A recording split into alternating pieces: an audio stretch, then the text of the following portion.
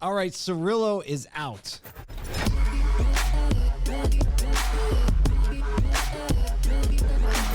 This is Auto Collabs. Jordan Cox, tag team, you are in. Let's do it. What's so perfect about him tag teaming right now is the main place where you see tag teaming happen. Oh, here we go. Is in a ring, you know, like WWE, WWF. Oh my gosh! And they if have, you know anything about ornate pants is sport, definitely a requisite. They love ornate pants, and you won't know this, and the poor video people won't even know this. But right now, Jordan Cox is wearing ornate gold pants. Stand up, Jordan. We don't have time for this. So the tag team is just like the perfect reference for this one. But what if I stood up and was like naked right now? Is that, You won't. is that You bad? won't do that. That would. This is that a would be family bad. show, Hey! Jordan. If you're just listening, he's got shiny, shimmery gold pants on, and we'll tell you the story. Oh, he's doing high kicks now, not like Nathaniel Greklick. But it doesn't have anything to do with today's guest. Actually, Jordan and I met Jamie Butters, today's guest, editor of Automotive News, for the first time at a David Kane event, and I think we both were kind of blown away by just his kind of level of insights and his kind of chill vibes. He's kind of got Bill Pullman vibes, if you ask me. Yeah, especially like the suit jacket he was wearing that day. So classy. So like Class that classy jacket with the patches, like, oh man, that was it. It was on point. It just fit his personality perfect. It's funny too to have a guest that we all read on a regular basis. His work is like on our computers, auto news, day in and day out. And so we thought we would definitely want to get him on the podcast and ask him, you know, maybe some of the questions that they don't ask him in the regular shows, because that's how we're gonna ask him the tough questions and see if he can handle it. They probably won't be that tough. No, we're just not that mean. He's a class act. Yeah, he's a class act. Well, we hope you enjoy this conversation with Jamie Butters of Automotive News.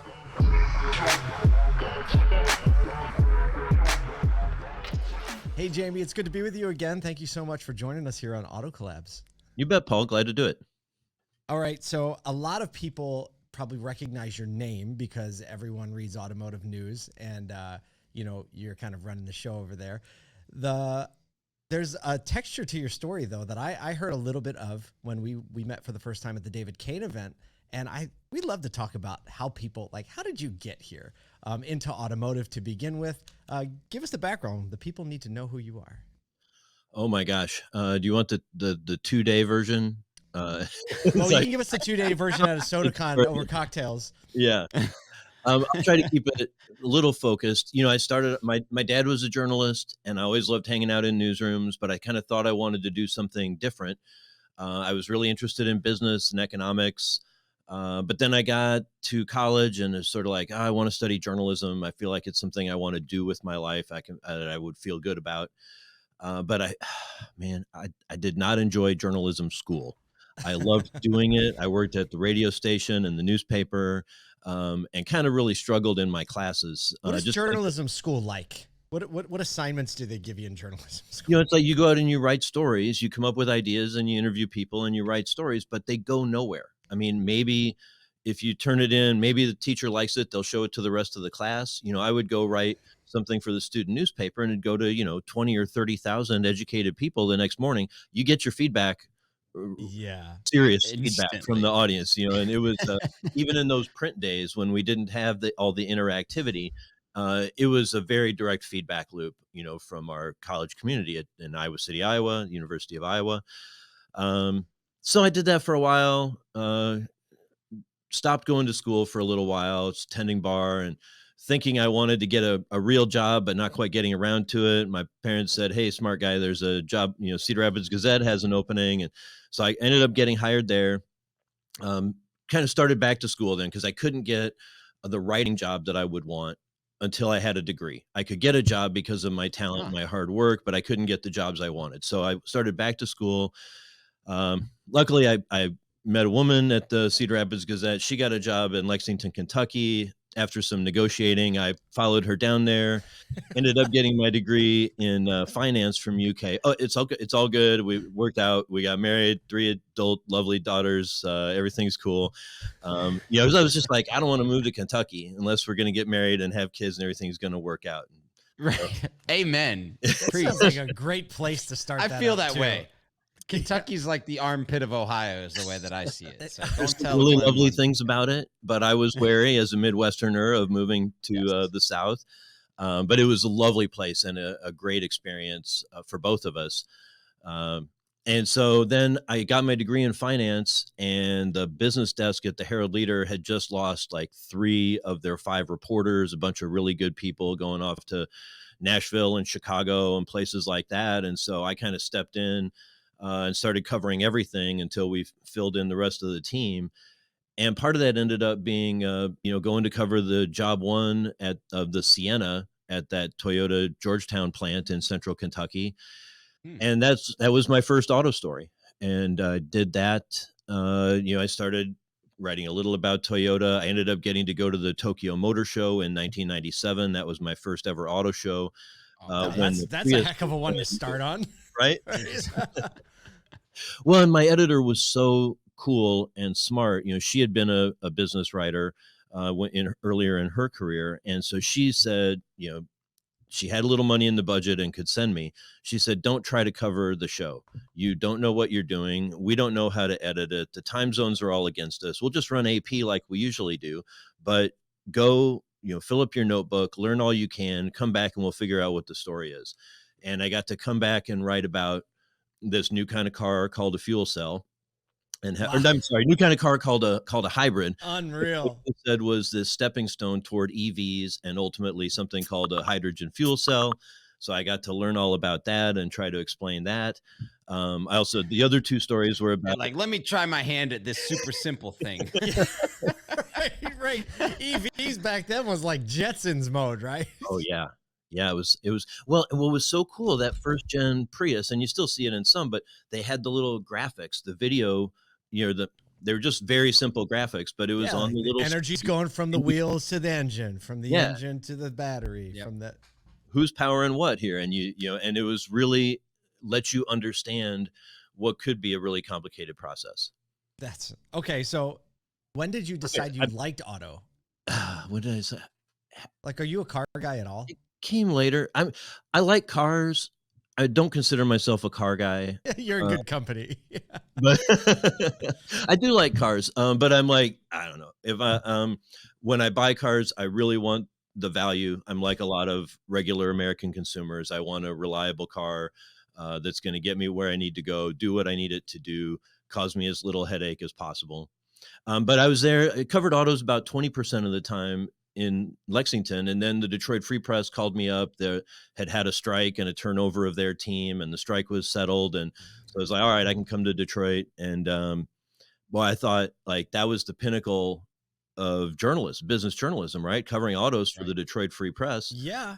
That was a pretty big deal for me, and it was still really hard to get by. Even though the auto writers tend to get paid better than a lot of other reporters. It's kind of like every other position in auto. The Tough. automotive GMs get paid more. That's really interesting. Why is that though? Oh, because it's so competitive. It's so competitive, and hours.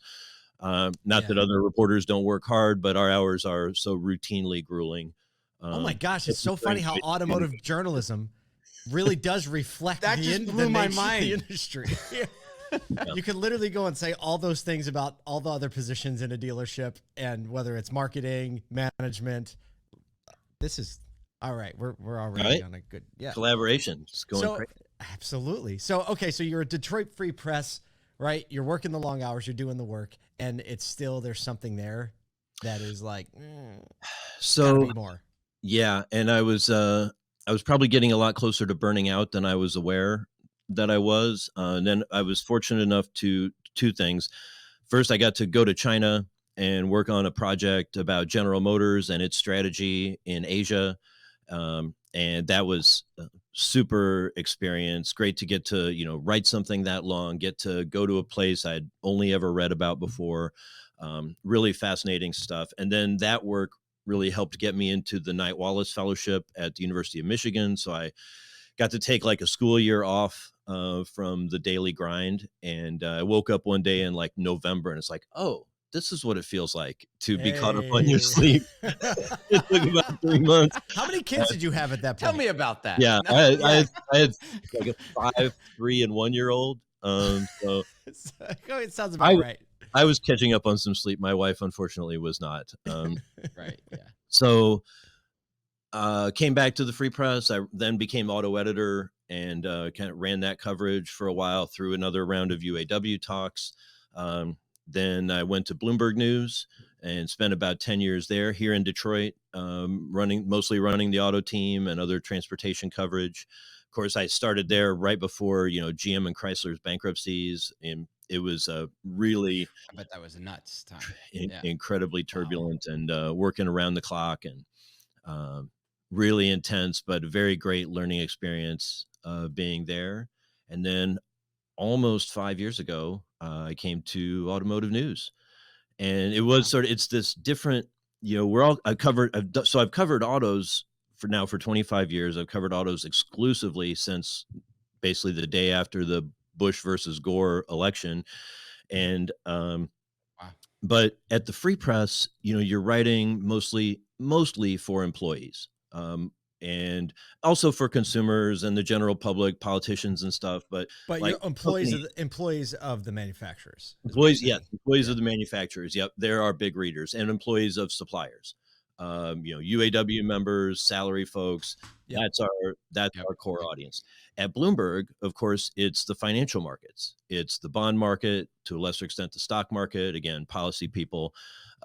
And then here at Automotive News, like we have a huge footprint, of course, with dealers. They're, a big chunk. They're not even half of our readers, but they're a much bigger chunk than they are for anyone else, any of the other, big players. So it's been a great opportunity for me to learn a lot more about dealers, get to meet a lot more of them than I really got to in the other jobs. Gee whiz. I want to go back to, because it's fascinating to me that we were in a Toyota dealership the other day, and not to give away all of the, there's not of the Toyota dealer meeting, but you said, hey, I was kind of the first on the scene. I was there writing about this new technology that was going to be the hybrid technology, and being it in the Toyota Prius, and Toyota having been in the game for a significant amount of time and still being a massive leader in the hybrid game. And I'm sure your perspective on the industry, because you're seeing everything that's going on with EVs and with the new entrants to the market. And that's the massive push with Toyota still staying in this like very heavy hybrid game, the majority of their vehicles. How is that going from like, I covered this first thing, now everything's about EVs, and Toyota's over here like, remember the one time when we were doing the thing back in 97 and we're still doing it? Yeah. Like, what does that feel like to kind of cover those things in that world of you constantly being in that? Yeah. It's been a fascinating journey, and, of course you only can, benefit from all that perspective by, spending all that dang time, Sure. But it's been really fascinating. Toyota is definitely in the crosshairs of a lot of environmentalists now because they've stuck with the hybrid strategy. And I think, they've just been trapped by a lot of, traditional thinking. You could call it logic if you want. I mean, EVs are money losing cars. He goes traditional thinking, thinking logically. Right. That was great. But, because the tech world sometimes is a different kind of logic, right? We're going to lose money on everything until we suddenly become huge and awesome, and then it'll all turn great. And that worked for Elon and it worked for Bezos, but there's a lot of cats it doesn't work for, especially if you also manufacture things, right? So, if EVs are going to lose $5,000 each during a, ramp up period of 5 years, 10 years, you look at like Tesla's own curve from deep losses to significant profits. If you're Toyota and you make 10 million a year, I mean, you can't even lose 1,000 a piece, or that's $100 billion, $100 billion you're going to lose every year. I'm sorry, 10 million times 1,000 be 10 billion. $10 billion a year in losses would be devastating for Toyota. They that's not the way they roll.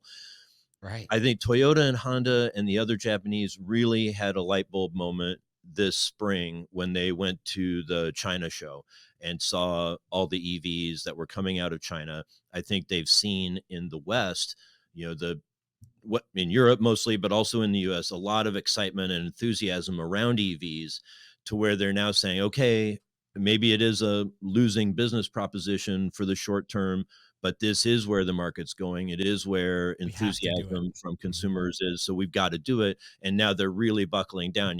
Toyota's already added 20% to their investment on EVs.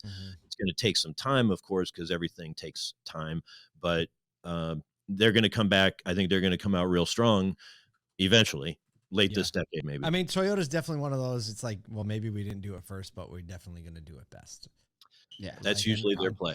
And some of their battery solid state battery technology, like they might just come out of the back and be like, oh, how does 700 miles of range sound? Now, we would be remiss if in the middle of the UAW strike, we didn't say something about it. So here's my angle for you. Here's my question. Because hold on. I feel like we need to play this for Jamie because he probably hasn't heard it yet, but we have a soundtrack that we play every morning when we update it, and it sounds like this. UAW update. We had to do it. Does that opening riff, is that from like Johnny Carson? Is that Bob Barker, Price is Right? Oh, right, Price is Right. Yeah. You got it. Something from the 70s. Yes. Yes. So here's my question for you and the angle, because we see all the updates. Everybody can read that. But when you all are thinking, especially at Automotive News, because you have readers and audience in dealer partners, dealers, UAW and union workers, and OEMs, right? That like all of those are a massive part of the audience that's paying attention to what the news cycle is. How do you honor and also keep all of that like updated in a way that serves them, but also like recognizes that the other side is listening and watching because it's the central source of truth for the majority of automotive? Like, what does that look like? What's that conversation look like in the, behind the scenes? Give us a peek into what that feels like right now. Right. Some of it, I don't mean to sound like a cop out. I mean, some of it is just doing, what we always do, which is just try to get the facts, put them in context, be fair. We expect every story to be read, scrutinized, and prosecuted by, by management, shareholders, labor, and everyone else. Gee, that sounds like a low stress position you have there. Well, it goes with the territory. You want to, you don't, because you don't want to do harm to anybody by shortchanging them or being flip with their situation. But you also need to be interesting. And, again, it's about being relevant and being right. We also, I think I've talked about this before. I think I talked about it probably at the Kane thing, Paul, but, I reorganized the newsroom around what used to be my formula for the front page, still kind of is, but the idea of what I call making, selling, and thinking, right? So we have our automaker team, we have our retailer team, and then we have our tech and innovation, sort of mobility team. And, of course, it affects the tech and innovation group less, but right away, it's like, hey, what's happening with dealers, right? Retail team, be out there talking to your dealers. What are you hearing? What are they hearing? What are they worried about? We're like, okay, if something's happening with UAW, let's get out there, let's see it, let's hear people. And of course, let's talk to our sources at the companies. Let's talk to all the experts, all the historians, all the labor pros. And really, it's just, trying to know as much as we can, and then really to tease out the stuff that we don't know, the stuff we don't understand, so we have a story, I guess I can talk about it, still in the works, but hopefully it'll be out before this podcast airs. Well, hold on a minute. Before you do that, when are we launching this? Because it could be tomorrow. Our story's running tomorrow morning. Okay, good. This won't be out before then. Right. Okay, good. So go for it. We're looking at, one of the big issues. When you see Sean Fain, when he's been out during these rallies and when he's been at the picket lines, he wears a red T-shirt that says "No Tiers." Yeah. Well, I mean, we had a contract already where we eliminated the tiers. There used to be, if you were hired after a certain date, you could only get to a certain wage. I was trying to make sense of that shirt today when I saw it. It's frustrating, but to them, they've sort of, it's frustrating to me that the semantics have changed and they've redefined what tiers are apparently, but they have this issue where if you get hired, at a McDonald's like wage, it's 8 years before you reach the top pay. And it used to be 90 days. So that's a long time. That's 2 contracts really before you can get to the top pay. And that's a lot to expect from people. And it's really not competitive in this labor market. So I would certainly expect the entry pay to come up. And they've already offered, the automakers have all offered to cut the ramp up time in half. They may have to come down further. To me, it's like the UAW has a couple of really major non-starters in their demand list, the 4-day work week, the return of defined benefit pensions. The automakers just can't do that. As I keep saying, that's why they bankrupted. Would get fired if they came out with an agreement like that. Right. So maybe if they can give up some of that, maybe they can gain some more on this issue of tiers. But it's a puzzling one because the truth or the reality or the perception of the reality has shifted over the years. So it's challenging, but that's what makes it interesting. Certainly interesting. Certainly interesting. No small task. So kudos to you and your team for just keeping us aware and serving the industry in that way. It's been cool to Mike Martinez and Nick Bunkley, of course, Vince Bond and Lindsey Van Holy as well. But Martinez, in addition to being a top-notch Ford reporter, has really owned the UAW coverage, and super proud of all the great work he's been doing. It's so good. It's so good. Quite a team. Well, it's been fun to get to know a little of your journey, take a peek behind the curtain of the real-time stuff right now. I'm excited to hang out with you at ASOTUCon and hear your perspective there amongst panelists, and it'll certainly be fun. So thanks for joining us on Auto Collabs today, Jay. Absolutely. Glad to do it. Okay, he handled that UAW question with all the poise in the world. I was like, let's see if we can crack him. He was like, whoop, whoop, whoop, whoop, whoop. No, but he actually gave some really cool insights into like, hey, some of the things that you don't see and we've got to figure out as journalists. And we do this work too here at ASOTU. It's like, wait, yesterday and then 4 years ago, but now today, and mapping all that together across teams, serving dealers, serving, all of that, the experience that he's had for the past 25 years in auto sets him up for that. And I for one, when he goes prosecuted daily for, I'm like, yep, that sounds about right. Signing up for that one? Yeah. But Jordan, the way that he handled it, seriously, so how knowledgeable and humble he was. And the fact that he just basically said, we cover the story the way that you should. Like, that was mind-blowing. That's pretty mic droppy. I know. Yep. We're his new fan club, if you haven't noticed.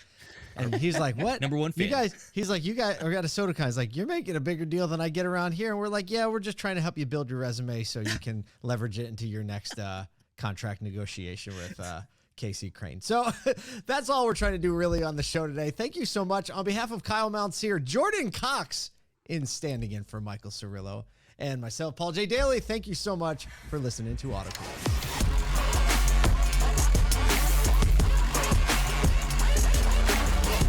Welcome to Auto Collabs. Why are we recording? Are we rolling yet?